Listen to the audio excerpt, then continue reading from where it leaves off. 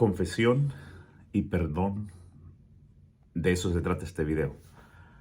Es un comentario muy importante sobre cómo como cristianos debemos nosotros aprender a confesar nuestros pecados y aprender en un contexto bíblico lo que la palabra del Señor nos enseña.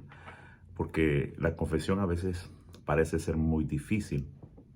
Y hay un material muy importante sobre lo que son las disciplinas espirituales colectivas de Foster. Específicamente en el capítulo 10 aparecen las prácticas de la disciplina de la confesión. Ahí hay bastante material que nos puede ayudar. Y me gustaría que hoy enfrentemos esta realidad. ¿Cuál realidad? Saber de que el tema de la confesión de nuestros pecados es un asunto muy difícil. Difícil, ¿por qué? Porque lleva mucha vergüenza y a veces no nos damos cuenta también de que el Espíritu Santo está ahí dispuesto a ayudarnos para que nosotros confesemos nuestros pecados y nos liberemos de esa culpabilidad. Porque si nosotros no lo hacemos, hay un acusador que se llama el diablo y el diablo va a estar allí acusándote, va a estar condenándote y no vas a poder vivir una vida cristiana en libertad. Ahora, es bien importante pensar y creer en el fundamento bíblico, porque hablando bíblicamente nos damos cuenta que el sacrificio de Cristo, ¿verdad? En ese sacrificio nosotros podemos encontrar el perdón de nuestros pecados y la transformación de nuestras vidas. Porque sin la cruz, la disciplina de la confesión, del solo confesar nuestros pecados, solo sería una terapia psicológica.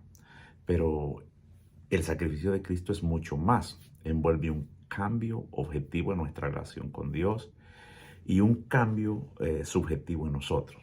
Es un medio de sanidad y transformación en el espíritu interno. Wesley habló mucho sobre el mensaje del arrepentimiento. Hay un sermón que le tituló El arrepentimiento de los creyentes.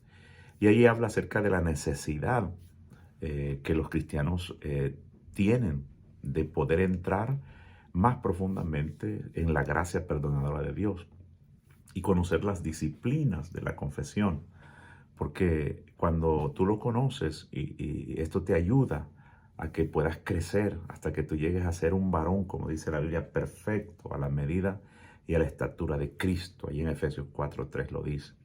Ahora surge una pregunta. ¿Cuál pregunta? ¿Por qué aún debemos nosotros confesar nuestros pecados si ya Cristo murió por nuestros pecados y nos perdonó? Bueno, la respuesta está allí en San Juan 1, primera de Juan, perdón, 1:9. Dice la palabra del Señor que si nosotros confesamos nuestros pecados, Él es fiel y justo para perdonar nuestros pecados y limpiarnos de toda maldad. En ese texto me gustaría que piensen en dos palabras. Él nos perdona nuestros pecados, pero también hay que confesarlos. El perdón de nuestros pecados lo pagó Jesucristo cuando murió en la cruz. Mas, sin embargo, hay que agregarle, porque van unidos, la confesión. Porque ahí dice el texto, si confesamos nuestros pecados, entonces se activa el milagro. Él es fiel y justo para perdonar nuestros pecados y limpiarnos de toda maldad. O sea que es bien importante la confesión. Hay otra parte también en la Biblia que dice que si nosotros confesamos con nuestra boca que Jesús es el Señor y creyéremos en nuestro corazón, seremos salvos. O sea, es importante la confesión y es importante, ¿verdad? El creer de que ese perdón ya fue comprado por el sacrificio de Cristo en la cruz. La seguridad del perdón de nuestros pecados se sella con el Espíritu, eh, en el Espíritu, digamos, se sella en el Espíritu cuando se expresa, ¿verdad? Por un líder, por un hermano, por una autoridad espiritual, y lo hace en el nombre de Cristo. Entonces, ese hermano, ese pastor, ese líder, lo declara con palabras autorizadas de la palabra de Dios, te declara perdonado, te declara libre de todos tus pecados. Y por eso es que la Biblia lo dice, esto es bien importante. En Santiago 5:16 habla acerca de la importancia de confesar nuestros pecados. Dice, por tanto, confesaos unos a otros vuestros pecados y orad unos por otros de manera que seráis sanados. O sea que y también dice, la ferviente oración del justo obra eficazmente y puede mucho. Es bien importante que alguien nos ministre, es bien importante que alguien ore por ti cuando tú has confesado tus pecados y te rindes delante de Jesucristo. La Biblia está muy llena de enseñanzas sobre este tema. Hay veces que muchos han llegado a los extremos de no necesitar que alguien les ministre. Ejemplo, yo crecí en una iglesia donde parte de los hermanos allí no creían de que tenían que reconciliarse o arrepentirse si habían fallado. Es más, yo fui testigo una vez cuando fui a ministrar, a orar por una persona que se estaba muriendo. Y él tenía ese paradigma en la mente, creer literalmente aquella parte sin analizar todo el contexto de lo que la Biblia dice allí, la parte que dice, alma que pecar esa morirá. Y entonces esa persona ya se estaba muriendo y ese argumento lo tenía ahí, no quiso confesar su pecado, no quiso arrepentirse, aceptó eh, eh, eh, esa parte sin la revelación e interpretación de la palabra del Señor. Entonces muchas personas no creen esto.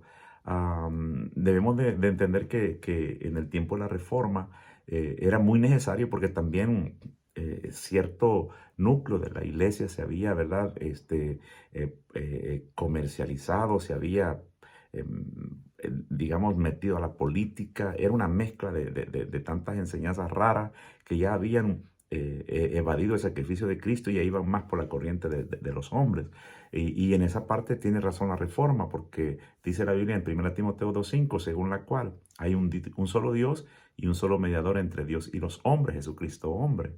Más sin embargo, hay que entender que eso va unido a la otra parte que enseña Santiago, que debemos de confesar nuestros pecados unos a otros y debemos de orar para que seamos sanados. Y ahí entra la fe y dice, la fe ferviente del justo, obrando eficazmente, puede mucho.